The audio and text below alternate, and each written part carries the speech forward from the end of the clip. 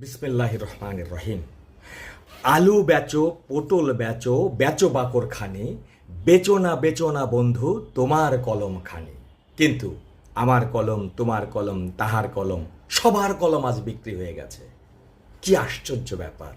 আজকে জাতিকে যারা দিক নির্দেশনা দেবে, সাংবাদিক, তারা বহু দলে বিভক্ত। যারা মানুষ গড়ার কারিগর, শিক্ষক, তারা লাল নীল সাদা কালো বহু দলে বিভক্ত।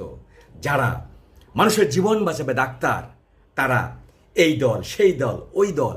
হ্যাঁ, এটা কোন ধরনের ব্যাপার? আন্দোলন হচ্ছে, আহত হচ্ছে, তাদেরকে চিকিৎসা দেবে, তা না ডাক্তাররা গেট লাগাই দিচ্ছে।